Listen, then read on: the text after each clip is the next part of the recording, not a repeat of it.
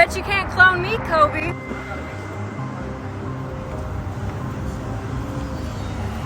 I bet you I can! Challenge is accepted. Now to clone you, I had to figure out exactly where you were. I saw you're outside an exotic car shop, and I saw the number right on top of the building. I then did a Google search of the number, and it came up with Specialty Car Craft in Los Angeles, California, and I even got the exact address. I grabbed my cloning kit and drove all the way to the shop. Once I got there, I had to look for the Lamborghini that you licked so I could swap your DNA right off it, and guess what?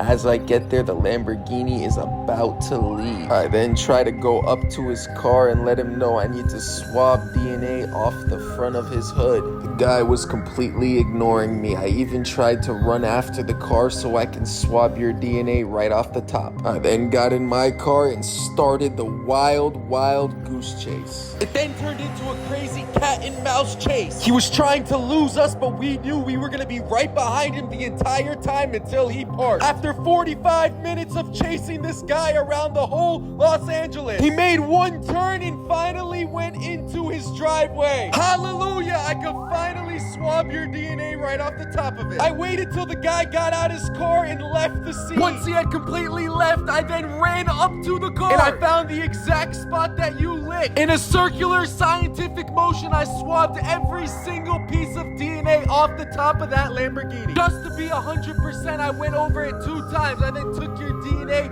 and placed it in my chemical grade DNA casing and put it back in my protective case. And then I ran for my life in case the man with the Lamborghini came back, and I went back to my laboratory. Back at my lab, it was time to clone you. I carefully opened the DNA casing. I then took out the protective grade DNA tube from the casing. I then had my amazing assistant give me an agar plate, and I placed your DNA inside the agar plate. He then handed me cytochrome 437 solution, and I sprayed it on top just enough to engulf the entire DNA and placed it underneath my microscope. Using my $10,000 microscope, I looked underneath the DNA and even had my assistant check it out. This is exactly what we saw underneath the DNA.